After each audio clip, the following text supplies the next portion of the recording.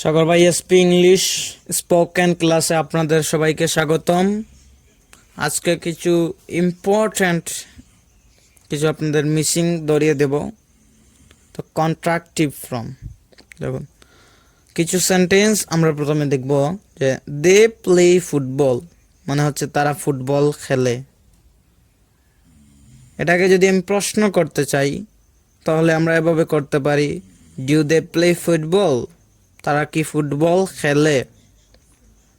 আবার এই প্রশ্নটিকে আবার যদি নেগেটিভ ভাবে করতে যাই তাহলে এভাবে বলতে পারি, ডোন্ট দে প্লে ফুটবল। কিন্তু অনেক সময় আমরা এভাবে লিখি যে do not they play football, অর্থাৎ ডু নট যে এখানে শর্ট ফর্মে রয়েছে সেটি না লিখে কিন্তু আমরা আলাদাভাবে লিখি, কিন্তু সেটি রং। এটি হবে এভাবে, যদি আলাদাভাবে লিখি do they not play football তাহলে সেন্টেন্সটি কারেক্ট হবে। এই জিনিসটা অনেক কমন একটি মেজর প্রবলেম, তো সবাই এটি বুঝে না। তো দেখুন, বিশেষ দ্রষ্টব্য, যদি ডু দে প্লে ফুটবল বাক্যটি ইয়েস অথবা নো আকারে গঠন করতে চাই তাহলে ডোন্ট দে প্লে ফুটবল এখানে ডোন্ট কন্ট্রাক্টিভ ফর্মে থাকবে। অর্থাৎ এটি যদি আমি ভেঙে লিখতে যাই তাহলে ডু নট এভাবে লিখলে আমাদের কি হবে না।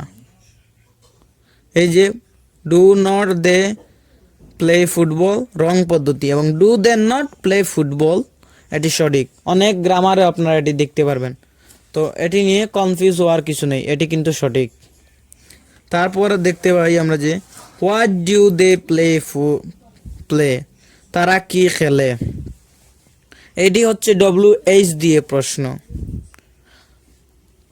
আমরা প্রথমে পড়লাম যে তারা ফুটবল খেলে, দে প্লে ফুটবল, তারা কি খেলে,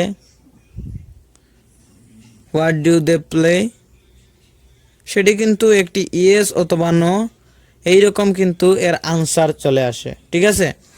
তারপর আরও কিছু বাক্যের আমরা বাংলা থেকে ট্রান্সলেট করব ইংরেজিতে।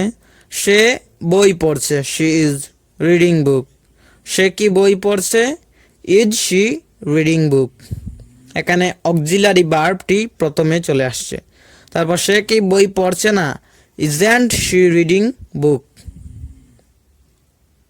আবার এই লাইনটিকে যদি আমরা লিখতে পারি এভাবে লিখব যে is not she reading book, এটি হবে না।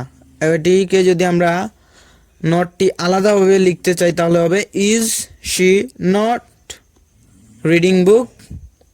ওকে, তারপর সে কি বই বা সে কি পড়ছে, হোয়াট ইজ শি রিডিং। আমরা পার্ক পরিদর্শন করেছি, we have visited the park. আমরা কি পার্কে গিয়েছি, have we visited the park. আমরা কি পার্কে যাইনি, haven't we visited the park.